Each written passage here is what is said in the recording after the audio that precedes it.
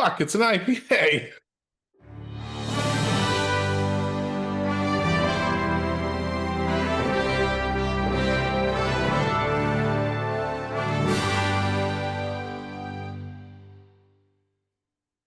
Welcome back to the show.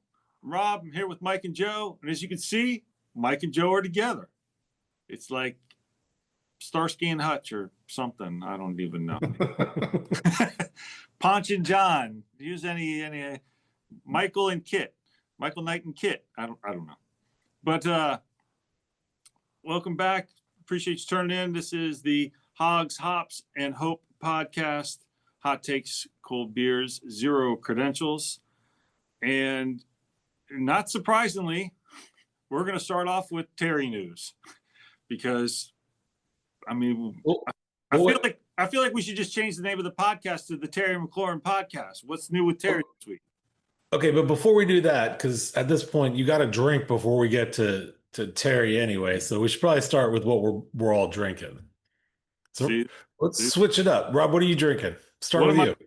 So I didn't go to the store. I didn't go find anything. So I'm just back to my Sierra Nevada Pale Ale, my standard go-to. It's, always got a couple in the fridge. It's the beer of choice. And, if it's not broke, don't fix it. All right. What do you guys Joe, got? what are you drinking? Well, I'm drinking a Suns Out, Hops Out, seasonal IPA. Session IPA. We already had too much. What is it? Is it 9%? It's actually not. That's why it's a session IPA. It's about 4.5. I don't have my glasses on. I can't see like that. But yeah, Suns Out, Hops Out from Solace Brewing, which is a local Sterling, Virginia. So just right up the road from where we are now. Excellent. It's an IPA. So, Joe's in town. He's got a drink local to here. So. Okay. I can do this. We can do it. It's delicious. Actually, it's not bad. It's just a little hoppier than I'm used to. All right. Well, you can go out later and eat some grass. Maybe that'll offset it. All right. Now that we got our drinks going, talk about Terry. Now that we got the important stuff out of the way. So training camp has started. Terry McLaurin is holding out. He's officially holding out. This is kind of what people have been dreading. Some of us have been expecting. But the fact is he's not participating. He's not there. He lives in the area, so he's in town, but he's not at camp. He's being fined $50,000 a day for every day he misses. And the team can't waive that. Back in the day, the teams used to be able to kind of waive that after the fact. The most recent bargaining agreement, they're not allowed to waive that. This is supposed to encourage people to be at camp on time and things like that. So, now that we've hit this point with camp starting, and Terry's not there, and there's no contract extension, are we freaking out? Are we concerned? Do we not care? Are we surprised? Like, give me your thoughts when you heard the news yesterday that he's not there. I'm going with I don't care. I don't remember what I said before. What I thought he was going to be, this or that. At this point, I don't care. I mean, we know he's going to play for the season. Jaden came out and said something today that he feels confident that they'll be on the same page right away with what they've done in the past. So, and with what Jaden's able to do and what he's done in the past, I have no reason not to believe that. And I don't care. I don't care that Terry's not here. So you're saying you don't care? I don't care. So, Mike, do you care? I mean, I cared no more or less than I did last week. I think it doesn't get any better when we talk. All right. I mean, I'm just, hey, this is what we are. I mean, it's literally hops is in the name. It's a light hopped beer. Come on. It doesn't say weed on the label. He's affected by it. Yeah, I need my wheat beers. He needs his gluten. Exactly. Right. He just wants to talk about beer instead of Terry. But no, That's all right. We're keeping this very short about Terry. Don't worry. yeah. Literally for me, nothing is different than last week because everything we talked about last week, look, I didn't think he was going to show up to camp. He didn't show up to camp. Like, so nothing has changed for me yet. I think what Peters came out and, They made had some a conference with Dan Quinn and Adam Peters, and it was maybe a half an hour, and they really didn't say anything. Quite honestly. exactly. So. They exactly. They said nothing. So, I mean, they're still talking. So no, I don't. It's not that I don't care. I feel no different than I did last week. And okay. Yeah, their press conference, it could have been us sitting up there answering the questions, and we probably would have given the exact same answers. Right. We want him on the team. We're gonna get close. Bob, all this. Yeah. He's great in the locker room. He's great in the community. He's been a Redskin, a Washington football teamer, a commander, and we want him. And this is business, and we'll it will come together when it's supposed to come together, and that's it. And look, obviously Terry's doing what he needs to outside of practice because he was spotted at it coming out of yoga the other day. He was. Yes, he was. So I'm in the same boat, and I thought about this this morning. I don't care. I don't care that he's not there. I want him there, but I don't care. So you don't care. So you don't care. I don't care. I think we have 3 I don't cares. So the one thing that I picked up on seeing everybody's reaction was, it seems that the media, at least the media that I was reading and the fans that I saw online, that everyone blames the team. This is the team's fault. It's not Terry's fault at all, because Terry needs to be paid what he's deserved. So this, I said it before, this is Adam Peters' first big test. And it's not going well right now. Of course, if Terry signs, or when Terry signs, then that'll change. And then Adam Peters can go back to being the greatest GM ever. But for right now, fans are not happy with him. Of course, they keep saying, well, what he did in San Francisco was people. Well, he didn't do anything in San Francisco because he wasn't part of that, because that's actually one of the things he said in their press conference was he was not part of the negotiations in San Francisco. So that's it. We're done with our Terry talk. So we have to move on next week. Till next week. I'll drink to that. We have to move on to more pressing issues, and one of the things of getting some reports out of camp, since none of us were there, was Sam Cosme. Apparently his rehab is going very well. Joe, you said that you thought there were some reports that he could start the season. Yeah, actually, I think Dan Quinn was reporting on saying he was hitting all his marks, and I think the phrase he used was that a week 1 is not off the table. So not to say like, yeah, he's starting. We're aiming for it, and I mean, my God, this gives me flashbacks of RG3. It's on July 23rd. Quinn could literally say week 1 is not off the table for me. So, yeah. What does that really mean? That's true. That's very true. But yeah, so who knows? I mean, it's promising. Left out, Mike. So that's that's what I specialize. All right. Well, so sticking with the offensive line, so they had part of their practice, and the offensive line was from left to right: Laramie Tunsil, Brandon Coleman, Tyler Biotish, Nick Allegretti, and Andrew Wiley at right tackle, and not Connerly, their first round draft pick. I don't think there's anything to really read into that. I mean, it's the rookie's first day of a training camp, really. So the fact that he's not with the starters on the first day of training camp, I'm not going to try and read anything into that or dissect it or anything. It's just, that's what it was. I thought it was interesting, so I present it to you in case you want to comment on it. Is he still, I mean, is there a big difference between left tackle and right tackle? Because he was a left tackle in college, right? Correct? Yes. So is there a big difference for him going over there where he may need to learn it a little bit more? He's definitely going to have to learn it because yes, it is two different. It is two different things. Usually, your left tackle is going up against the defense's best pass rusher because that's the blind side for the quarterback. Right. And it's going to be, everything's flipped for starters. You got Sure. someone on your left side. You got the right guard is on your left side as opposed to the left guard being on your right side. So you got to get used to doing that and how you're positioning your body, your feet, things like that. His first step is going to be different than it is from the left side. Yeah.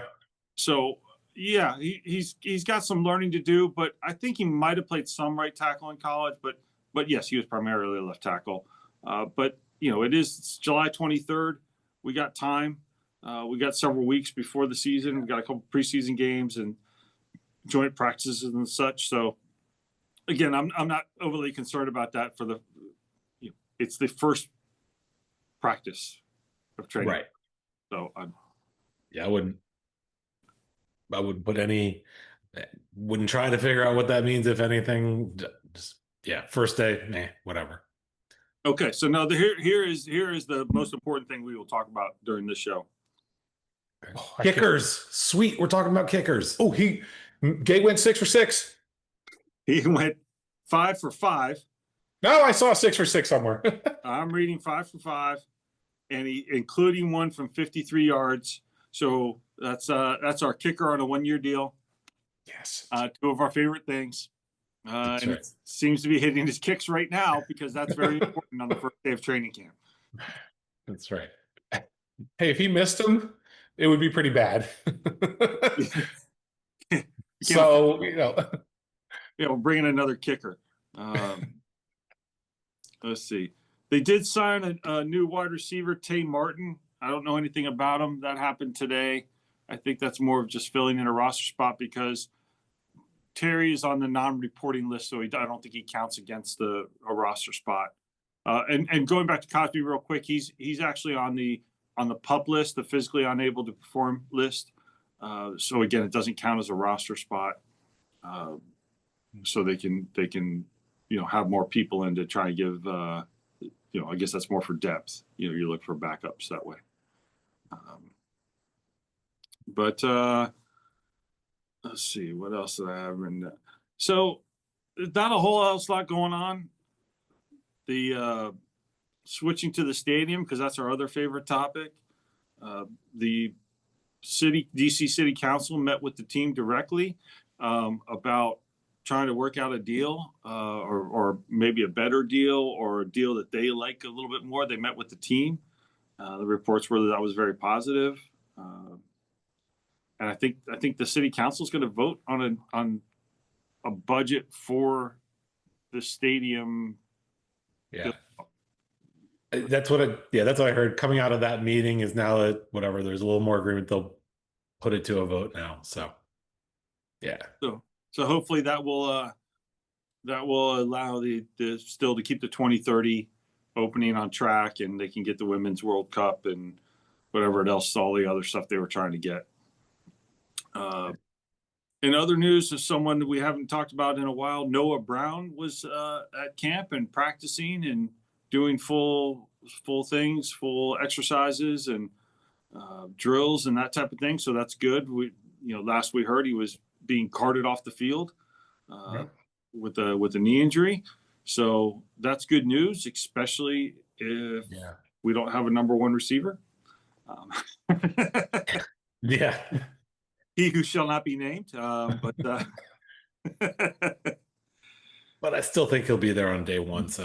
yeah, of season, if not preseason, obviously. So since we're none of us are at camp, we're not seeing anything like that. There were reports that come out of camp. Jaden Daniels threw for like 700 touchdowns during camp on the first day or something like that. Wow. So we're not going to talk about that because we got plenty of time to be talking about camp.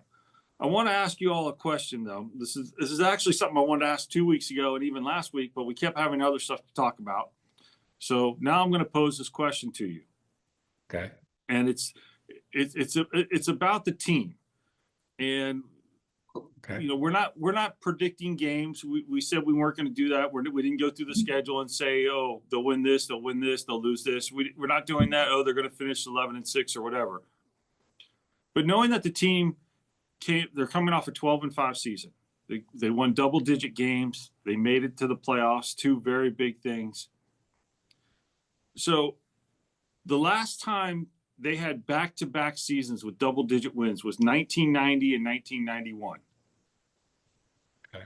And the last time they went to the playoffs in back-to-back seasons was 90, 91, and 92, which were Gibbs' his second go-around his last years. Or no, his first go-around, but his last. Right. Right? So basically it's been 35 years, give or take, since this has happened. So we've had back-to-back playoff runs? Back-to-back playoff runs and back-to-back double-digit win seasons. Oh, okay. Okay. Yeah. All right. So one thing that I have always harped on, because over the last week or so, there's been a lot of lists. There was a list that came out recently about who has the best offensive line in the league and things like that. And again, I don't want to rank players. I don't want to rank player position groups or anything like that because it's all subjective. And I can just say that our team has the best because, well, we're Washington. But I've always said I want to see progress from last season to this season.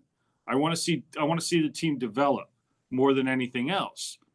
Mm-hmm. So my question to you is, what do you think would be a bigger indicator of progress? Would it be playoffs back to back? Would it be double-digit wins? Or something else that would just show that where you could look back and say, all right, this was actually more important than making the playoffs 2 seasons in a row. This is more important. But double-digit, they could have 10 wins this year, so fewer wins than last season. Do you think tougher schedule though? So go ahead. Did you think that's an indicator of progress? What do you think either one of those is more of an indicator of progress than the other, or is there something else that you're looking for to see progress as a team, not individuals? Like, I don't care about Jane Daniels if he throws for more touchdowns or more yards or right. Whatever. But what do you think shows the team progressing? Go ahead, Joe. I think we need to have more definitive wins. Okay. I don't know. I don't remember how many games there were that we won it the last, minute of the game, right? It was always, but we were always in the games and it was great, but 1 or 2 plays different and our record would be very different. Yeah. So I would love to see 10 wins minimum. Mm-hmm. Okay. But I would like to see more definitive wins when, it's like get a lead, stomp on their throat and don't let them come back. And just play better football. So fewer one score games, fewer last minute fourth quarter comebacks. Yeah, that's what I think. Fewer last minute comebacks. I think would be, because when I go back and I look at the season, so they beat the Bengals by 5 points. They beat the Giants in the first game by 3 points. They beat the Bears obviously by 3 points. The Giants again by 5 points. They lost to the Steelers by a point. They beat the Saints by a point. They beat the Eagles by 3. They beat the Falcons by 6. They beat the Cowboys by 4. I think the one score games are common, right? I mean, that happens a lot in football, winning only by 1 score. But there were just so many times where it's like it was the last drive. Yeah. I think there were 3 or 4 games. It was the last drive. We had to do it to win. And we did. Yeah. We were getting really lucky. And now there's more tape on Jaden, so I don't know that he's going to be as lucky. And I think we just need to have, control the ball better, control the offense better, and control the game better. That's what I want to see. Yeah. Okay. I mean, I think it's hard to pick one thing to say, look, make the playoffs again, and that's progress, or 12 or 13 wins. It's not like 13 wins, but I think they could have a 10-win season and miss the playoffs. But to Joe's point, more definitive wins. And it could still be progress. Again, tougher schedule. So And I think it's important who they win against too. I mean, look, we did beat Philly. We did. So you win against teams like that. I just, you know, I think it's hard for me to sit here and say for me to definitively say they made progress, it would be they got to win 12 games again and make the playoffs. I'm not sure that's the case. I think Sure. I could see a scenario where they, like I said, win 10 and miss the playoffs, and maybe still, I would say at best it's it's progress and but not necessarily a backslide, if that makes sense.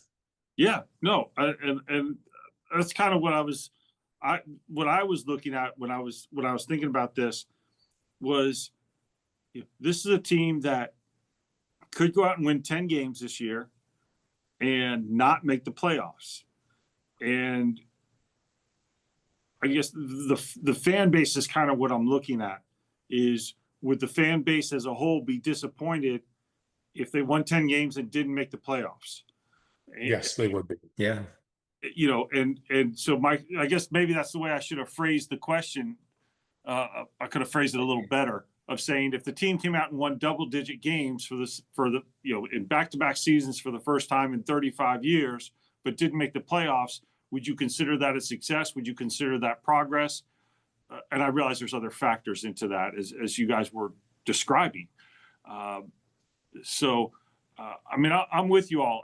I don't care. Do I want them to make the playoffs? Yes. Would I like to see them win 12 games again? Yes. Will I be disappointed if they don't do either one of those things? No. I think it's about managing expectations, and well, my expectations over the last 25 years have not been very high for the team. Even I realize we got Jaden now and everything's changed, and we got Dan Quinn and we got Adam Peters, and we don't have Ron Rivera anymore, and Snyder's gone. And so maybe expectations need to change, but I want to see development. Joe, I think you hit it more. I want to see more consistency of not having to do this last gas thing. Yeah, that's great for ratings, and it's a wonderful thing to talk about. And it sends us all into a frenzy when, Terry's catching a ball and running 80 yards or whatever, or Noah Brown's, against Chicago. Yeah, that's a wonderful thing, because you're thinking you're down in the dumps and you're trying to figure out how you're going to get out of that and make it to Monday. And next thing you know, you're up and you're dancing and you're screaming or whatever. Maybe that's just me, but you're happy for it. I would like to avoid some of that. So no, you guys, great answers. I think the sad thing is, though, I bet if you ask most fans, everyone wants the team to do better every year, right? Well, we made it to the NFC Championship game, so the only way we could be better is if we make it to the Super Bowl. And it's like, that doesn't, I mean, like, I think a lot of fans are expecting that. Mm-hmm. Like, yeah. And it's just like, that's not, even being optimistic, that's not realistic. Like, it's not. We had way too many games that were too close that could have gone either way, and our record could definitely be, worse.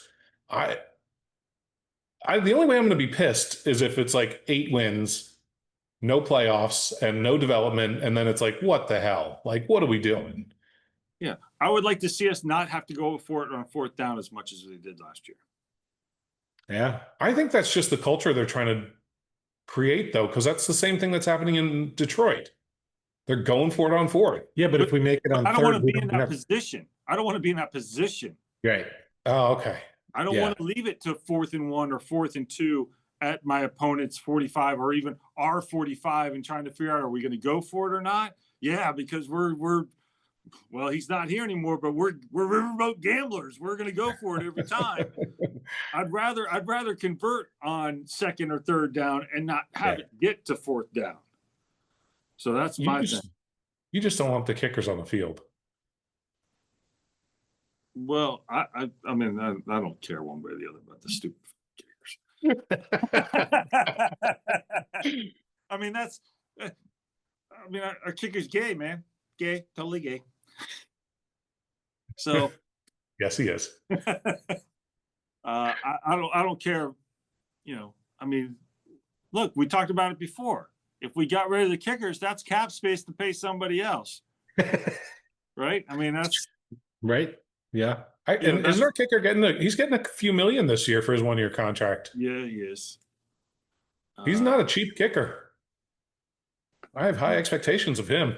Oh boy, we're talking about kickers again. Need another beer.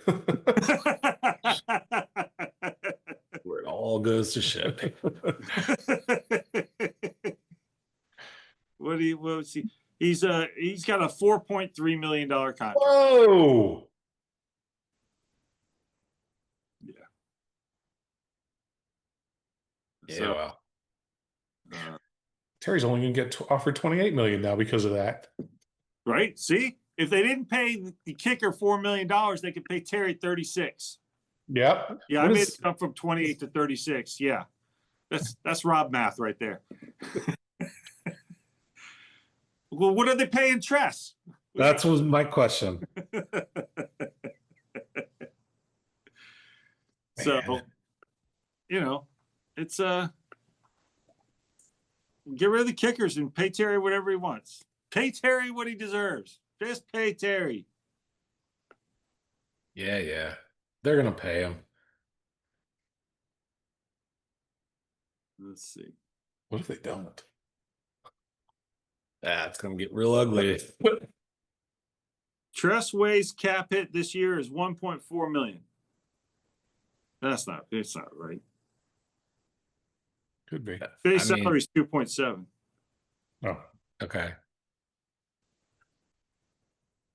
Well, he didn't do very much this year. Right. He went an entire game without kicking the ball once. Yeah. So I don't know why we're paying him that much money. I think he's like one of the best punters in the league, so I don't know. He's worth it. And we don't need him to hold for extra points because we're not taking extra points. But we might need him to throw those passes in the NFC Championship game again. No, because we're not going to be in the position to go for it on fourth down anymore because we're going to get first downs on second. Oh, I thought you were going to say we're not going to be in the NFC Championship game. So. Well, there's that too.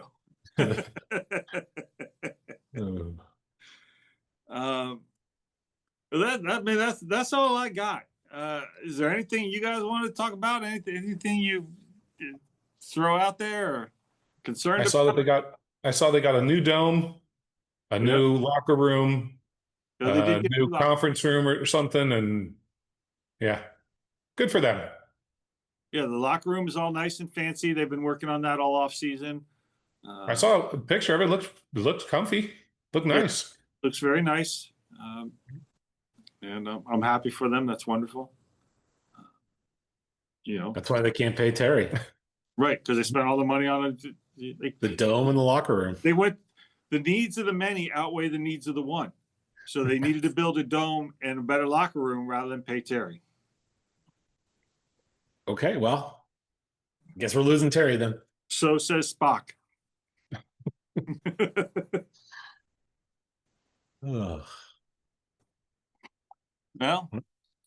yeah. So that's it. Terry's not in camp. $50,000 fine a day. Noah Brown's back. They signed Tay Martin, it's a wide receiver. Cosme's on track. He's recovering well, as expected from his injury. Kicker's making all his kicks. I don't know what more you could want from the first day or two of training camp. Sounds like a first great day of training camp. Yeah. And the city council is going to vote on a proposal to fund or whatever the RFK site so they can build a stadium. See, everything's coming up Commanders this week. I'm telling you, man, we are so ready for week 1 right now. We don't need to think in preseason. That's right. Oh boy.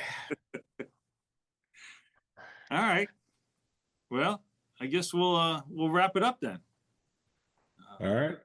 So we appreciate everyone tuning in and watching and listening. Don't forget, you can find us on maybe not everywhere where you get your podcast, but Apple Podcasts and Spotify. Be sure to subscribe there. And if you're watching on YouTube, then click the like and leave a comment and subscribe there as well, because it'll all of it now will feed our fragile egos.